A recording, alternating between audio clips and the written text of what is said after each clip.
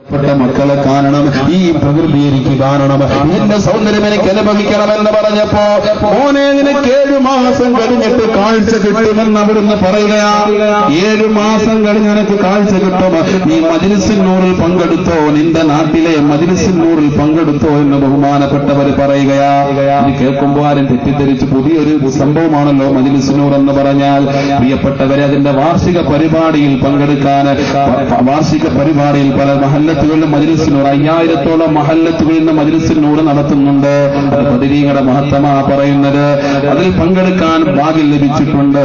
ആ സമയത്തൊക്കെ ഓരോ ആളുകളും വന്നുകൊണ്ട് പൊട്ടിക്കരഞ്ഞുകൊണ്ട് അനുഭവം പറയുകയാ. ക്യാൻസർ മാറിയിട്ടുണ്ട്, ട്യൂമർ മാറിയിട്ടുണ്ട്, കണ്ണിന് കാഴ്ച കിട്ടുന്നു. പ്രിയപ്പെട്ടവരെ, അത്തിപ്പറ്റ ഉസ്താദ് പറഞ്ഞ 7 മാസം കഴിഞ്ഞിട്ട് അദ്ദേഹത്തിന്റെ മഹല്ലത്തിൽ മജ്‌ലിസുൻ നൂറിന്റെ വലിയ സദസ്സ് നടക്കുകയാ. അവിടെ പോയിരുന്നു, അദ്ദേഹത്തിന് കാഴ്ച കിട്ടി. പ്രിയപ്പെട്ടവരെ, അദ്ദേഹം തന്നെ വിളിച്ചു പറഞ്ഞില്ലേ, നിങ്ങൾ വാട്സപ്പും ഫേസ്ബുക്കും ഉപയോഗിക്കുന്നവരല്ലയോ, അതിൽ വന്നുകൊണ്ട് അദ്ദേഹം പറയുന്നില്ലയോ, അതൊരു സത്യമായി നിലകൊള്ളുന്നില്ലയോ? എന്റെ പ്രിയപ്പെട്ടവരുടെ സ്വപ്നത്തിന്റെ കഥയല്ല ഇത്, സ്വപ്നക്കഥയല്ല പറയുന്നത്.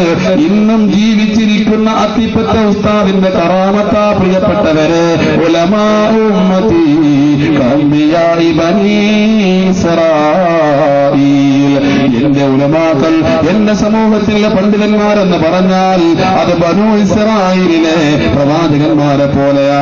ആ ബനൂ ഇസ്രായേലിലെ പ്രവാചകന്മാർ കാഴ്ചയില്ലാത്തവർക്ക് കാഴ്ച കൊടുത്തിട്ടുണ്ട്, വെള്ളപ്പാണ്ട് രോഗം സുഖപ്പെടുത്തി കൊടുത്തിട്ടുണ്ട്, നടക്കാൻ കഴിയാത്തവർക്ക് നടക്കാനുള്ള ആഫിയത്തുണ്ടാക്കി കൊടുത്തിട്ടുണ്ട്. അതുപോലെയാണ് ഈ സമൂഹത്തിന്റെ പണ്ഡിതന്മാരെന്ന് പറയുമ്പോ ഇന്നും ജീവിച്ചിരിക്കുന്ന അങ്ങനത്തെ പണ്ഡിതന്മാരെ നമുക്ക് കിട്ടിയപ്പോ നമുക്ക് അല്ലാഹു നൽകിയ ഏറ്റവും വലിയ അനുഗ്രഹമാണ്. ഏതെങ്കിലും ജഗപക കാണിക്കുന്ന പ്രസ്ഥാനത്തിലേക്കല്ല നമ്മുടെ മക്കളെ പറഞ്ഞുവിടേണ്ടത്. നമുക്ക് ആഖിറം കിട്ടണം, നമ്മുടെ മക്കൾക്കും ആഖിറം കിട്ടണമെന്ന് ലക്ഷ്യത്തോടു കൂടിയിട്ടാ പ്രവർത്തിക്കേണ്ടത്. അതുകൊണ്ട് ഞാൻ വിളിച്ചു പറയുകയാ, ഈ SKSSFന്റെ സദസ്സിൽ നിന്നുകൊണ്ട് സത്യപാതയുടെ സമസ്ത പാത തന്നെയാണ് കോയക്കുട്ടി ഉസ്താദ് നേതൃത്വം വഹിക്കുന്ന, ബഹുമാനപ്പെട്ട ചെറുശ്ശേരി ഉസ്താദ് നേതൃത്വം വഹിക്കുന്ന, അത്തിപ്പറ്റ ഉസ്താദുള്ള, അങ്ങനെ തലയെടുപ്പുള്ള കറാമത്തിലുള്ള പണ്ഡിതന്മാർ നേതൃത്വം വഹിക്കുന്ന ഈ പ്രസ്ഥാനത്തിലേക്ക് ഒരു മെമ്പറായിട്ടെങ്കിലും നമ്മുടെ മക്കളെ പറഞ്ഞു വിടണേ ഉമ്മ. മാത്രമല്ല, മജ്‌ലിസുൻ നൂർ നമ്മുടെ നാട്ടിൽ പതിവാക്കണം. ഈ കഴിഞ്ഞ ആഴ്ചയിൽ ആറാട്ടുപുഴ എന്ന് പറയുന്ന എന്റെ നാട്ടിൽ തന്നെ പ്രസംഗിക്കാൻ പോയപ്പോ അവിടെ മജ്‌ലിസുൻ നൂറിന്റെ മഹത്വം പറഞ്ഞു. കുറെ ആളുകൾ അവിടേക്ക് ചെല്ലാൻ വേണ്ടി പറഞ്ഞിരിക്കുക. ഇത് തെറ്റിദ്ധരിപ്പിക്കാൻ സംഘടനാ വളർച്ചയ്ക്ക് വേണ്ടിയിട്ടല്ല. പാണക്കാട് തങ്ങന്മാർ എന്താ പറഞ്ഞതെന്നറിയോ? ആയിരക്കണക്കിന് ആളുകൾ ചൊവ്വാഴ്ചയിൽ പാണക്കാട് തങ്ങളുടെ വീട്ടിന്റെ മുറ്റത്ത് വന്ന് ക്യാൻസറാണ്, ട്യൂമറാണ്, വൃക്ക ഫെയിലായി പോയി, തങ്ങളെ കടമാണ്, വീടില്ല, പെൺമക്കളെ കെട്ടിക്കാനുണ്ടങ്ങനെ നേരുന്ന 100 പ്രശ്നങ്ങൾ പാണക്കാട് തങ്ങന്മാരോട് പറഞ്ഞപ്പോ അതൊരു പരിഹാരമായിട്ടാ പറഞ്ഞത്.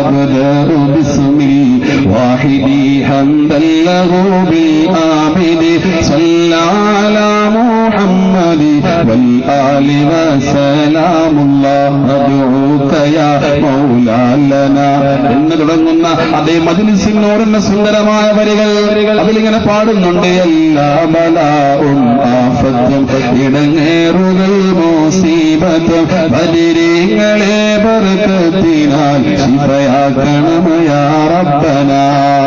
നമ്മുടെ വീട്ടിൽ പതിവാക്കണം പ്രിയപ്പെട്ടവരെ. അത് ക്യാൻസറിനെ തടയാൻ ഈ കഴിഞ്ഞ വെള്ളിയാഴ്ചയിൽ ഒരാൾ വരികയാ. പ്രിയപ്പെട്ടവരെ, അക്സിയാമളി പള്ളിയിലേക്ക് ഒരു പിരിവിന് വേണ്ടി വന്നതാ. അദ്ദേഹം 11 കൊല്ലം മുമ്പ് ഗൾഫിൽ വെച്ചൊരു കെട്ടിടത്തിന്റെ മുകളിൽ നിന്ന് വീണോ. അദ്ദേഹത്തിന്റെ ഒരു ഞരമ്പിന് എന്തോ കംപ്ലൈന്റ് ഉണ്ടായിട്ട് ഇപ്പോഴും അദ്ദേഹം ഇരിക്കുമ്പോഴും കിടക്കുമ്പോഴും ഇങ്ങനെ വിറച്ചുകൊണ്ടിരിക്കുകയാ. അദ്ദേഹത്തിന് 3 മക്കളാ, 2 പെൺമക്കളായിരുന്നു. ആ പെൺമക്കളെ കെട്ടിച്ചയച്ചു. സാരെ എന്നോട് പറയുകയാ അദ്ദേഹം, ആ പെൺമക്കളെ കെട്ടിച്ചയച്ചോ. എന്റെ ഇളയ മകനുണ്ട്, മുഹമ്മദ് സിദ്ദീഖ് എന്ന അവന്റെ പേര്. അവൻ ഹാഫിലാണ് സാറെ, അവൻ ഹാഫിലാണ്. ഇന്ന് മലപ്പുറം ജില്ലയിലെ കരുവാട് കൊണ്ടിൽ അബ്ദുൽ ബാരി ഫൈസിയുടെ ശിഷ്യനായിട്ട് അവൻ ഓടുകയാ. അവന്റെ ചിലവ് വീട്ടുകാരൻ ഗൾഫിലേക്ക് പോകാൻ വേണ്ടി ദ്വാരക്കാൻ പോയിട്ട് എന്റെ പൊന്നുമോൻ തിരിച്ചു വരുമ്പോ അവൻ സൈക്കിളിലാ തിരിച്ചു വന്നത്. ഒരു വാഹനവുമായി കൂട്ടിയിടിച്ചിട്ട് എന്റെ മകൻ അതാ അബോധാവസ്ഥയിലായിട്ട് ഹോസ്പിറ്റലിലേക്ക് കൊണ്ടുപോയി. എന്റെ പൊന്നുമോന്റെ ഇടത്തേക്കാലങ്ങ് മുറിച്ചു കളഞ്ഞു. അവൻ ബോധരഹിതനായി കിടക്കുകയാ. അവൻ ബോധം തെളിയുമ്പോഴൊക്കെ പരസ്പരം ബന്ധമില്ലാതെ സംസാരിക്കുക. 7 കൊല്ലമായി എന്റെ പൊന്നുമോൻ ദറസിലേക്ക് പോയിട്ട് അടുത്ത കൊല്ലം അവൻ അതേ സനദിന് വേണ്ടി പോകാനിരുന്നതാ. എന്റെ പൊന്നുമോൻ ഇപ്പോൾ കാലുമുറിക്കപ്പെട്ടവനായിട്ട് കിടപ്പിലാണ്. എന്റെ പൊന്നുമോന്റെ ഓപ്പറേഷന് വേണ്ടിയിട്ട് ഈ വെള്ളിയാഴ്ച എന്തെങ്കിലും ഒന്ന് പറഞ്ഞ് പിരിച്ചു തരുമോ എന്ന് ഒരു പിതാവ് പൊട്ടിപ്പോയ മനസ്സുമായി വന്നുകൊണ്ട് പറഞ്ഞെങ്കിൽ എന്റെ പ്രിയപ്പെട്ടവരെ, ദുരന്തങ്ങളെ പിടിച്ചു നിർത്താൻ വേണ്ടിയിട്ട് നമ്മൾ എന്താ ചെയ്യുന്നത്? അത്യന്താധുനിക ഹോസ്പിറ്റലുണ്ടെന്ന് പറഞ്ഞിട്ട് കാര്യമുണ്ടോ? ഡോക്ടേഴ്സ് ഉണ്ടെന്ന് പറഞ്ഞിട്ട് കാര്യമുണ്ടോ? സമ്പത്തുണ്ടെന്ന് പറഞ്ഞിട്ട് കാര്യമുണ്ടോ? പണമുണ്ടെന്ന് പറഞ്ഞിട്ട് കാര്യമുണ്ടോ? അധികാരമുണ്ടെന്ന് പറഞ്ഞിട്ട് കാര്യമുണ്ടോ? ആ സമയത്ത് നമുക്ക് പിടിക്കാൻ പറ്റിയത് അതേ ഉഹദ് പർവ്വതത്തിന്റെ മേലെ പ്രവാചകൻ നിന്നപ്പോ അവിടുന്ന് ആ പർവ്വതത്തിന്റെ മേലെ അടിച്ചുകൊണ്ട്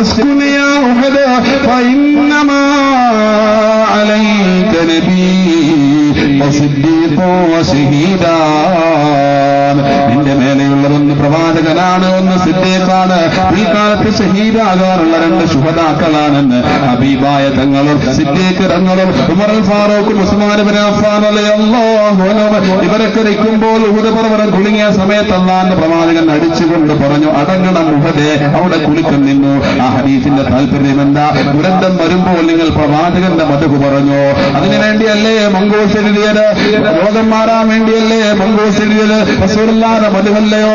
രോഗം മാറാൻ വേണ്ടിയല്ലയോ ബുറൂദ എഴുതിയത്? അത് റസൂലുള്ളാഹിന്റെ മതമല്ലയോ? ഹബീബ് പഠിപ്പിച്ചതാ, ഫഇന്നമാ അലൈക നബി, നിന്റെ മേലെയുള്ളതൊന്ന് നബിയാണ്.